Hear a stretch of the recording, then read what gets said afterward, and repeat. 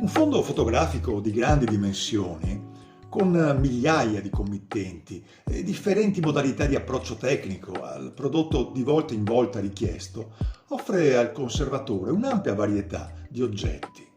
Ed è responsabilità di chi gestisce il fondo identificare, per quanto possibile, le caratteristiche di ogni singolo manufatto, sia in chiave descrittiva per ricavarne elementi affidabili per la sua catalogazione, sia soprattutto per comprendere le migliori opportunità di trattamento e conservazione.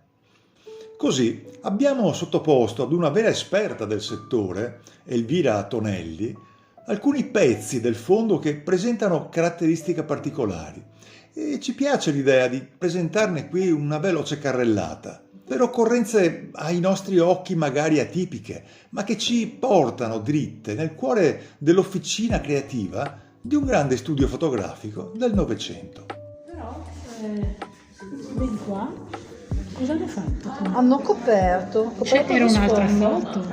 No, era la stessa, evidentemente questo era in qualche atelier o in qualche galleria, volevano solo... Cioè, questo era nello sfondo, la stanza dietro aveva Sì. l'esposizione di quadri, secondo te? Sì, sì. E per quello hanno fatto con la vernice rossa, l'hanno coperto per Coperto. isolare la pala dall'ambiente in cui si trovava. Sì. Là È c'è un venuta ritocco male. mostruoso, qua Cos'è? mi sembra un ritocco, Sì, sì, sì. Sì, è a metà, esattamente a metà sì. pala. Magari la pala era danneggiata, per cui l'hanno ricomposta in questa maniera. Sarebbe carino vedere la scansione di questa. Ti farà impazzire il povero scanner.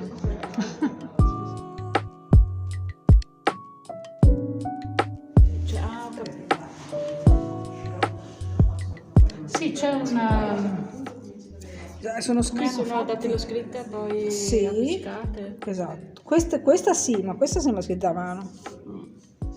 Questa è scritta a mano. E questo cosa il dice? bollino della vetreria. Della vetreria. È Mazzego o Zega? Deve essere Mazzego quello con l'uccellino.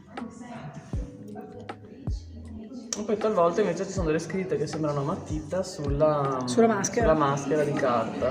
Potrebbero anche essere delle indicazioni per la stampa, è abbastanza comune.